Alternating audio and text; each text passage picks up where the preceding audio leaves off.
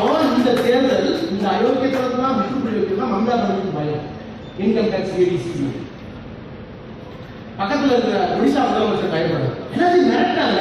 கூட்டணிக்கு வரியா இல்லையா? கூட்டணி கட்டி பிஎம் போயிட்டு இந்தியாவில் எல்லா முதலமைச்சரும் மிரட்டுகிறார்கள். ED income tax CBI, ED income tax சிபிஐக்கு பயப்படாத ஒரே ஒரு முதலமைச்சர், ஒரே ஒரு அரசியல் கட்சியுடைய தலைவர் முத்துவே கருணாநிதி சாதனை மகாத்மா மனித தவிர இந்தியாவில் யாரும் இல்லை.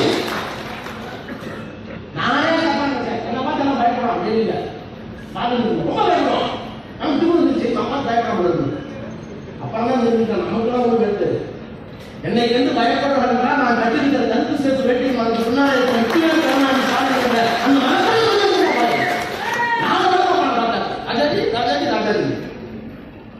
எனக்கு சொல்கிறேன் என்றால் இன்றைக்கு இந்தியாவை காப்பாற்றுகிற பொறுப்பு கலைஞருக்கு இல்லை, அண்ணாவுக்கு இல்லை, பெரியாருக்கு இல்லை.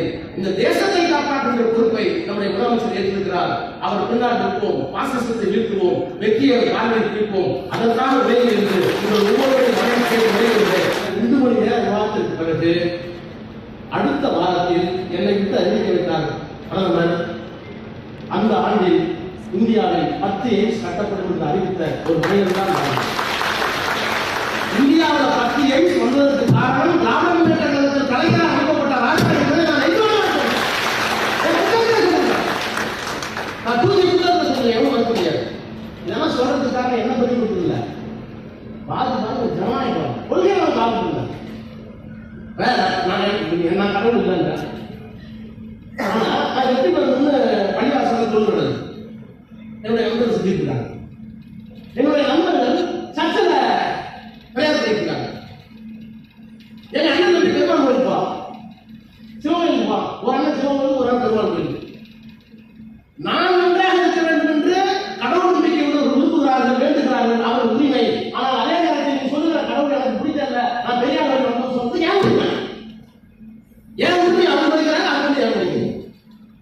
எங்க வீட்டுல எனக்கு புரிஞ்சு கொடுக்க மாட்டான். அவன் அக்கா நம்ம இருப்பான். ஆனா அவர் நல்ல சொல்லிட்டு இருப்பார். எதற்காக? ஜனநாயகம் என்பது இவருடைய கருத்தை மதிக்க வேண்டும். அப்படி மதித்தவர் தான் நேருல இருந்து வாழ்க்கை. ஆனா எனக்கு என்ன தெரியுமா, நான் சொல்றேன், நான் ஒரு நாள் கூட இந்த மஸ்தான் மோடிய ஒரு நாள் கூட நாடாளுமன்ற கேள்வி நேரத்தில் நான் பார்த்தேன்.